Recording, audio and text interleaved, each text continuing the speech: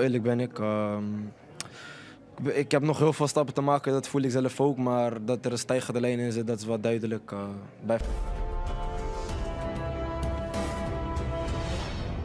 Kevin Dix kini dipastikan bisa untuk membela timnas Indonesia, di mana ia bisa membela skuad Garuda di tahun depan, sebab namanya tidak masuk ke dalam daftar panggilan Coach Sintayong. Ya, diketahui PSSI telah merilis 27 pemain yang dipanggil untuk melawan Jepang dan Arab Saudi. Dari nama-nama tersebut, juru taktik asal Korea Selatan itu masih mengandalkan nama-nama langganan. Nah, menariknya dalam daftar tersebut tidak ada nama sosok Kevin Dix yang disebut sedang menjalani proses untuk menjadi WNI. Itu artinya Kevin Dix ini belum selesai dalam urusan proses perpindahan kewarganegaraannya. Hal itu sehingga membuat dirinya belum bisa untuk tampil bersama skuad Garuda di ajang resmi. Ya, diketahui Kevin Dix sendiri memang baru saja selesai salaman dengan Ketua Umum PSSI Erick Thohir. Proses perpindahan kewarganegaraannya pun juga terhambat karena adanya transisi ke pemerintahan. Maka dari itu, Kevin Dix dipastikan baru akan membela tim Merah Putih di tahun depan. Hal itu merujuk ke dalam daftar pertandingan yang ada. Setelah melawan Jepang dan Arab Saudi, tim asuhan Coach Sintayong ini baru akan bermain di laga putaran ketiga pada Maret 2025 mendatang, di mana pada Maret 2025 timnas Indonesia dijadwalkan bertandang ke Australia. Kemudian setelah itu tim Merah Putih akan menjamu Bahrain di Stadion Gelora Bung Karno, Jakarta. Di pertandingan itulah nantinya Kevin Dix diperkirakan sudah bisa bermain membela skuad Garuda. Pemain belakang andalan timnas Indonesia, yaitu Mesilges, kini harus mengakhiri pertandingan lebih awal dalam laga klubnya, di mana cedera hamstring yang dialaminya menjadi pukulan telak bagi sang pemain, klub, dan tentu saja juga bagi skuad Garuda. Ya, Mesilges yang tampil sejak menit awal terpaksa ditarik keluar di babak kedua setelah mengalami cedera saat berusaha merebut bola. Cedera ini membuat pelatih FC20 tidak punya pilihan lain selain menggantikan di babak kedua. Kabar buruk ini semakin diperparah dengan pernyataan jurnalis RTV OST. Melalui akun media sosialnya, ia mengonfirmasi bahwa Mesilges memang mengalami cedera hamstring. Kondisi ini tentu saja menimbulkan pertanyaan besar mengenai kesiapan Mesilges untuk pertandingan penting selanjutnya, baik bersama klub maupun bersama tim nasional. FC20 sendiri belum mengeluarkan pernyataan resmi mengenai kondisi terkini Mesilges. Namun yang jelas, absennya bek berdarah Indonesia ini akan menjadi kerugian besar bagi tim asal Belanda tersebut. Sementara itu, bagi timnas Indonesia, cedera Mesilges ini menjadi ancaman serius. Pasalnya Mesilges ini merupakan salah satu pilar penting dalam skuad Garuda. Kemampuannya dalam mengawal lini belakang sangat dibutuhkan untuk menghadapi lawannya yang setangguh Jepang dan Arab Saudi. Dalam hal ini, jika benar mengalami cedera hamstring, Mesilges tersebut disebut harus absen minimal 2 pekan. Dalam hal ini, Mesilges berpotensi tidak bermain saat nanti melawan timnas Jepang dan Arab Saudi di pertengahan bulan November ini. Lalu pertanyaannya, lantas siapa yang akan dipanggil Coach Sintayong sebagai penggantinya? Ya, ini tentu menarik kita ulas. Ya, satu-satunya pemain yang levelnya tidak jauh berbeda dari Mesilges adalah pemain Blackpool FC, yaitu Elkan Bagot. Di mana Elkan Bagot setelah cedera sejak akhir Agustus 2024 yang lalu, kini ia akhirnya pulih dari cedera engkelnya. Ia sudah duduk di bangku cadangan di saat Blackpool menang 2-0 atas Gillingham di babak pertama Piala FA pada Sabtu 2 November 2024 kemarin. Menarik menantikan keputusan Coach Sintayong ini ke depannya. Namun yang jelas, harapan utamanya Mesilges ini bisa segera pulih, di mana tenaga Mesilges tentu saja dibutuhkan untuk skuad Garuda jelang menghadapi timnas Jepang dan Arab Saudi. Kemudian untuk sosok Elkan Bagot, semoga saja sang pemain bisa kembali dalam kondisi bugar dan dapat kepercayaan lagi dari Coach Sintayong nantinya. FC Dallas diketahui telah mengumumkan pemanggilan Martin Paes untuk bergabung ke skuad Garuda. Itu artinya Martin Paes pun sudah mendapatkan restu dari klubnya untuk berjuang membela tim Merah Putih di ajang putaran ketiga ini. Apalagi saat ini Liga Amerika Serikat sudah selesai digelar. Itu artinya saat ini Martin Paes sudah libur dari jadwal klubnya. Berhubung dipanggil tim Merah Putih, Martin Paes saat ini disebut-sebut akan bergabung lebih cepat. Di tengah hal ini, menariknya lagi FC Dallas memamerkan 4 prestasi Martin Paes di Liga Amerika Serikat. Prestasi yang pertama, tepat pada tahun 2024, Martin Paes sudah mencatatkan 118 penyelamatan di MLS. Prestasi yang kedua, Martin Paes menjadi salah satu pemain yang masuk ke dalam skuad MLS All-Star pada edisi 2024. Prestasi yang ketiga, Martin Paes itu mendapatkan penghargaan MLSsoccer.com pada minggu ke-8, minggu ke-15, dan minggu ke-20 di musim reguler MLS 2024. Kemudian prestasi yang keempat, Martin Paes meraih Save of the Year di musim ini untuk penyelamatan tendangan penalti ganda selama pertandingan. Ya, membeberkan hal ini, FC Dallas disebut seakan memberikan sinyal bahaya bagi Jepang dan Arab Saudi yang menantang skuad Garuda di Stadion GBK. Patut dinantikan penampilan gemilang sang kiper untuk tim Merah Putih nantinya dalam menghadapi laga penting di pertengahan bulan November ini. Jordi Wehrman kini mendadak ramai diperbincangkan di media sosial berkat dirinya yang baru-baru ini mengaku tertarik untuk membela timnas Indonesia. Ya, Jordi Wehrman merupakan pemain keturunan yang sempat dilirik oleh Coach Sintayong untuk membela timnas Indonesia. Akan tetapi kala itu ia menolaknya. Alasan ia menolak untuk bermain di skuad Garuda karena sedang berjuang di klub lamanya dulu. Hanya saja tawaran itu itu datang. Saya sedang proses perpindahan klub, ucap Jordi Wehrman. Ya, saat ini Jordi berkarir di Madura United. Ia pun mengatakan bahwa dirinya sudah berminat untuk membela timnas Indonesia. Bahkan Jordi saat ini sedang mencari tahu bersama PSSI agar bisa bermain bersama skuad Garuda. Bersama PSSI saya sedang mencari tahu apakah saya bisa bermain untuk Indonesia, kata Jordi Wehrman. Sudah ada 13 pemain kelahiran Belanda yang diturusasi. Saya mengenal mereka semua dan ingin mengambil langkah itu juga, imbuhnya lagi. Ya, Jordi menyebut bahwa ia pernah dikontak oleh PSSI. Nah, kini dirinya akan terus berhubungan dan karena bermain di Liga Indonesia, proses dirinya diharapkan bisa mudah. Pada 2022 yang lalu, saya didekati PSSI untuk pertama kalinya. Saya merasa tersanjung tapi tidak tahu apa yang akan terjadi. Kami terus berhubungan dan sekarang setelah saya tinggal di sini dan memiliki izin kerja, prosesnya menjadi lebih mudah, ujar Jordi. Langkah pertama telah diambil. Sekarang tinggal menunggu dan melihat kapan semua dokumen siap sehingga saya bisa dipanggil Indonesia, tegas Jordi Wehrman. Ya, Jordi Wehrman memiliki garis keturunan Indonesia yang berasal dari sisi ibunya, di mana neneknya disebut berasal dari Jakarta. Ketua Umum PSSI Erick Thohir kini diketahui meminta dukungan dari Komisi 10 untuk mempercepat proses Kevin Dix dan pemain lainnya untuk timnas Indonesia. Hal itu termasuk untuk timnas U20 dan juga timnas putri Indonesia. Ya, saat ini PSSI sedang memproses beberapa pemain, mulai dari Kevin Dix untuk timnas senior, Tim Gepen dan Dion-Mark untuk timnas U20, Estela Lopati serta Ale Tomo untuk timnas putri Indonesia. Saya meminta dukungan dari Komisi 10, banyak pemain diaspora yang ingin bergabung, ujar Erick Thohir.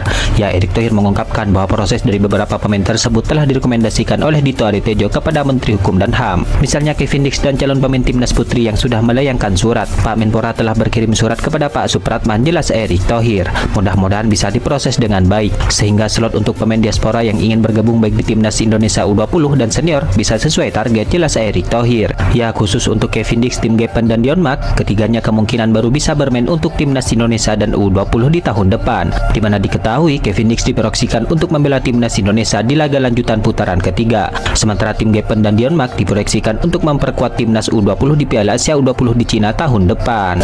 Komentar mengejutkan datang dari pelatih Brisbane Roar, yakni Ruben Zatkovic. Ia mengaku takjub melihat gol keren dari Rafael Strijk.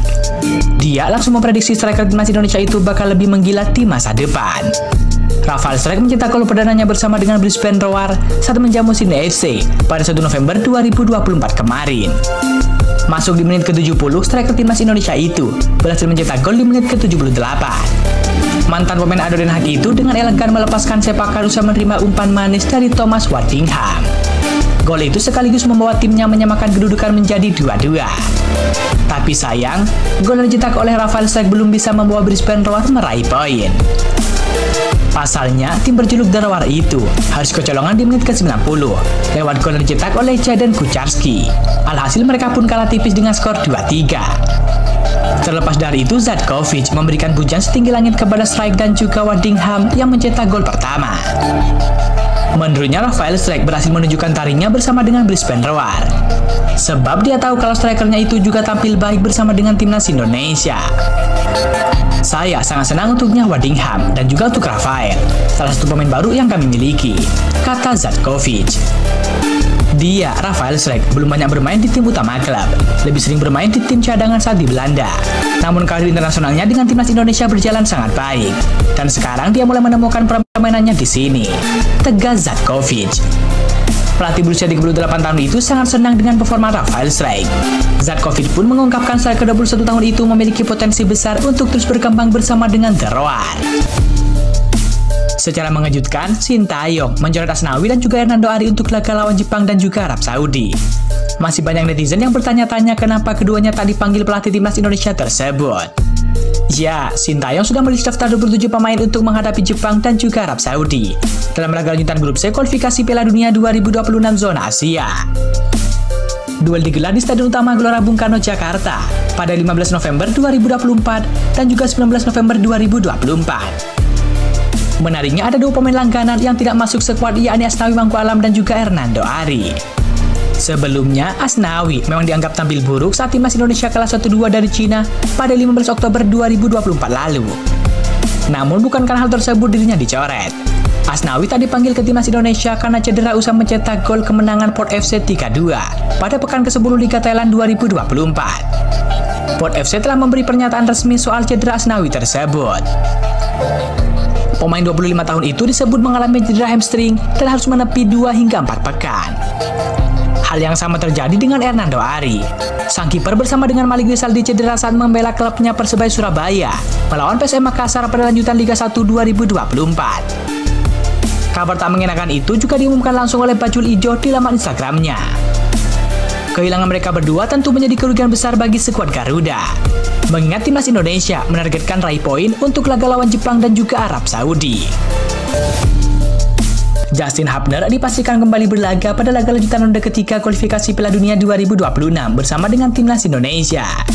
Hubner akui telah pulih dari cederanya dan nyatakan tekad kuat untuk membawa skuad Garuda memetik raihan apik saat melawan Jepang dan juga Arab Saudi. Justin Hubner sebelumnya absen pada 2 laga terakhir timnas Indonesia di ronde ketiga kala melawan Bahrain dan juga Cina. Hal itu lantaran bek milik Wolverhampton Wanderers itu dibekap cedera pergelangan kakinya. Hubner akui bahwa ia kini telah pulih total dari cederanya tersebut. Pemain berdarah Belanda Indonesia itu siap kembali merumput bersama dengan timnas Indonesia pada 2 laga ke depan melawan Jepang dan juga Arab Saudi. Ia pun optimis Garuda petik poin penuh pada laga-laga tersebut. Saya telah pulih dari cedera pergelangan kaki. Saya siap melawan Jepang dan Arab Saudi November ini. Berharap kami bisa meraih hasil bagus dari 2 laga ini, tegas Justin Hubner. Saya sudah benar-benar tidak sabar untuk kembali membela timnas Indonesia. Sampai jumpa di GBK. Lanjut Justin Hubner. Pernyataan ini sontak jadi sorotan publik Jepang. Mereka mengingatkan untuk mewaspadai para pemain timnas Indonesia termasuk Justin Hubner. Adapun timnas Indonesia bertindak sebagai tuan rumah pada 2 laga lanjutan ronde ketiga kualifikasi Piala Dunia 2026. Laga-laga tersebut bakal tergelar di Stadion Utama Gelora Bung Karno, Jakarta. Harapannya semoga Justin Hubner tampil apik bersama dengan skuad Garuda dan tentu bisa membawa pasukan Sintayong meraih poin penuh saat menghadapi Jepang dan juga Arab Saudi.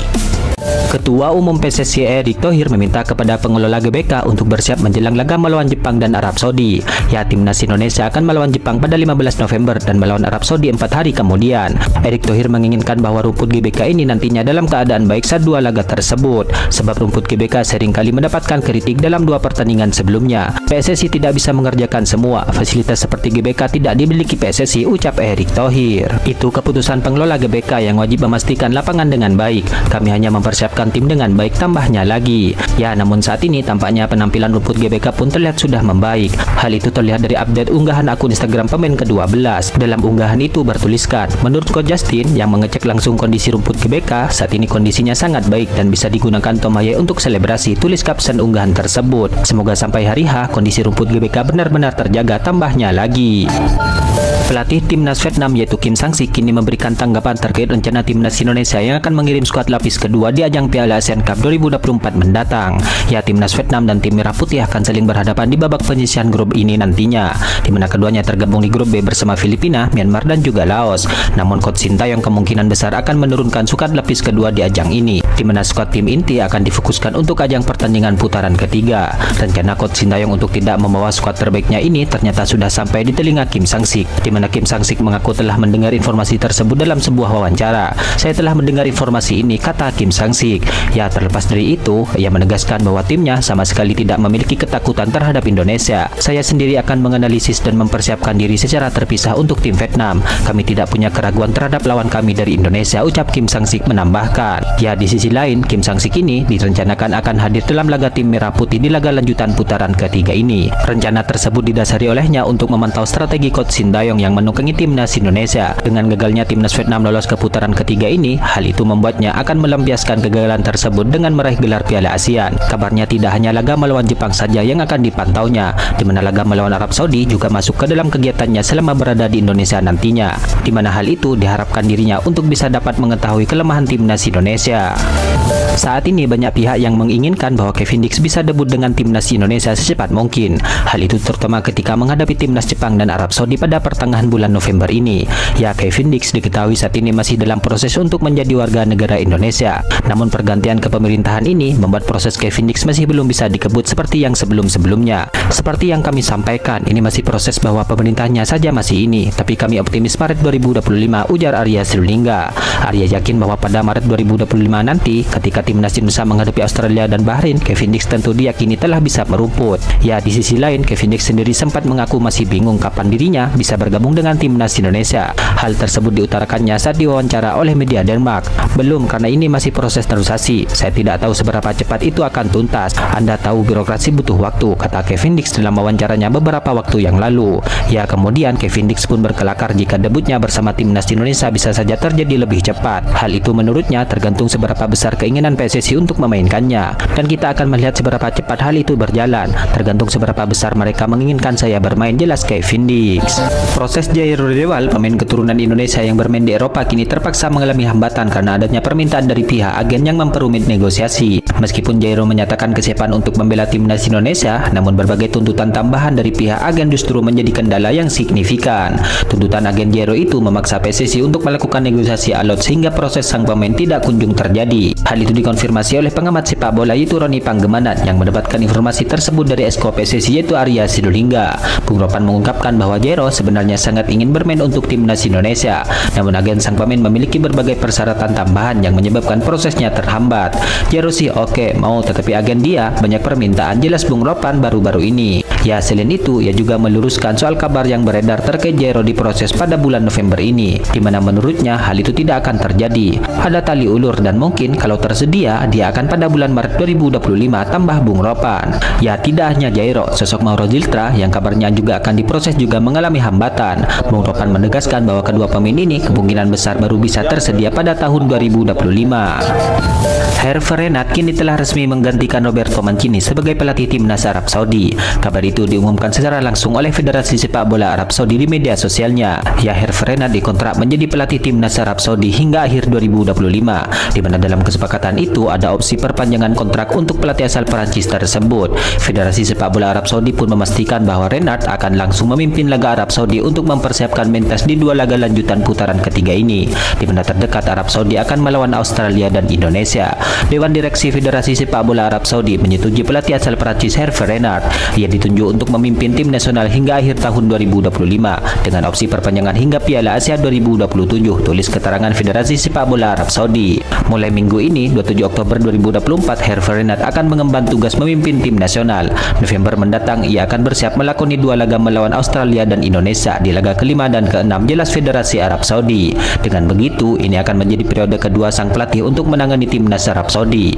Ya, masa transisi timnas Arab Saudi ini tentu tidak akan mudah bagi sang pelatih. Apalagi tidak sampai 1 bulan, ia harus menghadapi laga internasionalnya di laga lanjutan putaran ketiga. Hal ini tentu juga akan menjadi kesempatan besar bagi tim Merah Putih untuk meraih 3 poin, di mana tim Merah Putih ditargetkan meraih 3 poin dalam laga melawan Arab Saudi dengan pelatih barunya itu.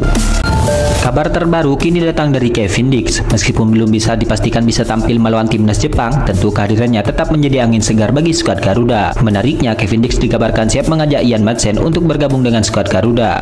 Ya, baru-baru ini Ian Madsen mengunggah sesuatu di Instagram story-nya yang membuat fans timnas Indonesia heboh. Dalam postingannya, ia terlihat bersama saudara laki-lakinya. Wajah mereka yang khas Asia semakin menguatkan dugaan bahwa darah Indonesia mengalir di tubuh Ian Madsen. Ian Madsen sendiri adalah pemain berdarah campuran Belanda, Indonesia, dan Suriname. Meskipun saat ini masih berjuang mendapatkan tempat di timnas Belanda, peluangnya untuk bergabung dengan timnas Indonesia tentu masih terbuka lebar. Apalagi jika ada ajakan langsung dari sesama pemain keturunan seperti Kevin Dix dan Mesilgers. Ya, Kevin Dix bisa menjadi sosok yang mengajak Ian Madsen untuk bergabung dengan timnas Indonesia. Apalagi Mesilgers sebelumnya ia juga memilih Indonesia setelah mendapatkan ajakan dari Kelvin Verdon. Mereka adalah orang-orang yang sangat bangga dan mendukung timnas Indonesia, kata Kevin Dix. Jika Ian Madsen setuju, maka skuad Garuda akan semakin kuat. Posisi alami Ian Madsen adalah bek kiri, tapi ia juga bisa bermain sebagai winger kiri. Fleksibilitas ini tentu menguntungkan bagi Coach Sintayong dalam meracik strategi.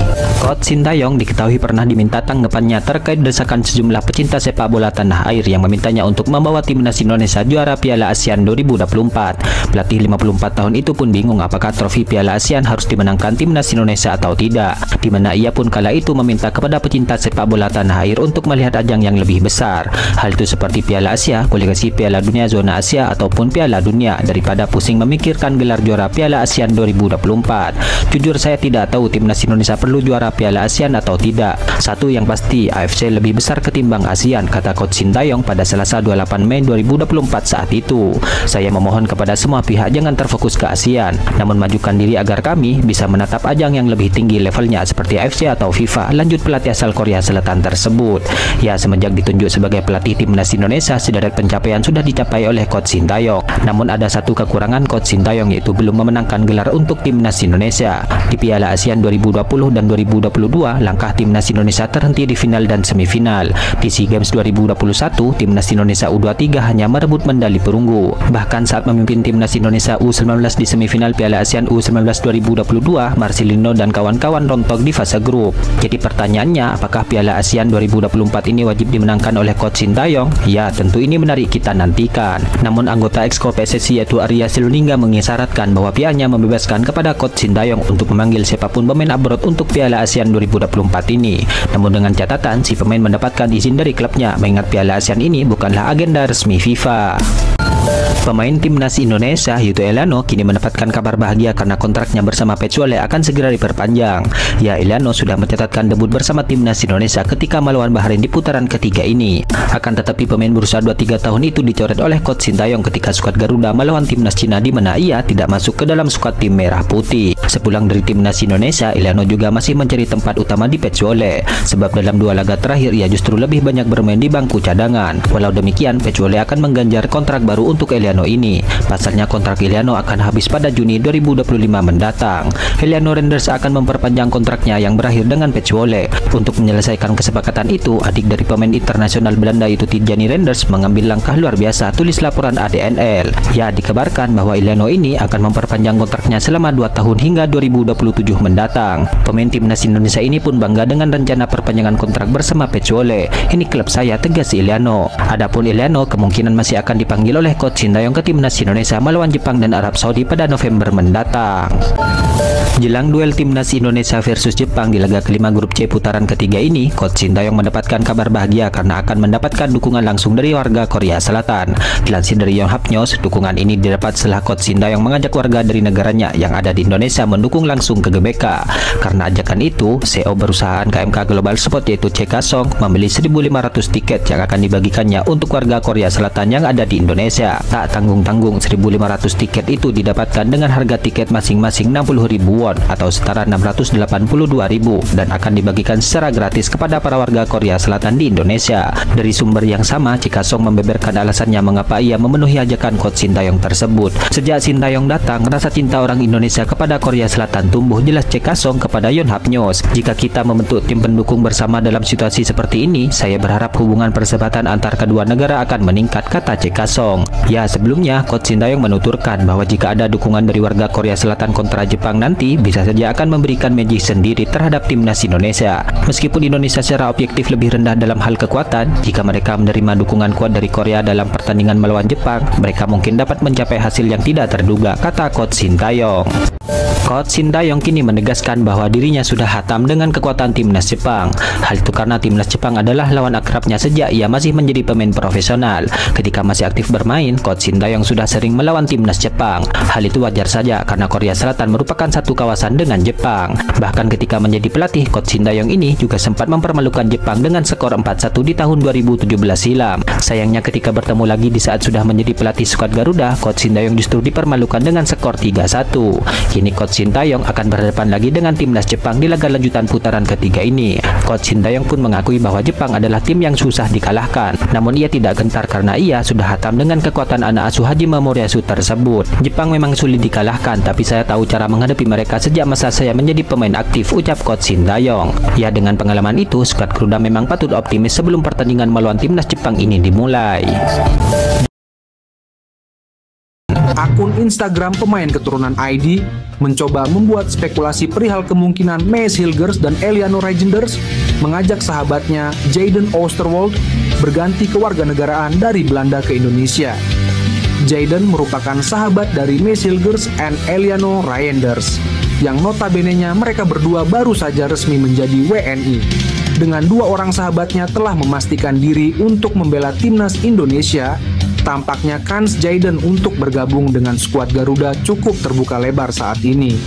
Tulis caption pemain keturunan ID itu, ia diproyeksikan membela timnas Indonesia U20 di Piala Dunia U20 2021. Namun, tawaran PSSI tidak digubris Jayden Oosterwolde yang kalah 1 tim dengan Maes Hilgers di FC Twente. Setelah penolakan itu, Jadon Oosterwolde hengkang ke klub yang kala itu mentas di Serie B Parma pada Januari 2022. Musim ini di bawah kepelatihan Jose Mourinho, Jadon Oosterwolde yang biasa mentas sebagai fullback kiri juga dimainkan sebagai pemain andalan. Pemain 23 tahun ini mentas dalam 12 pertandingan bersama Fenerbahce.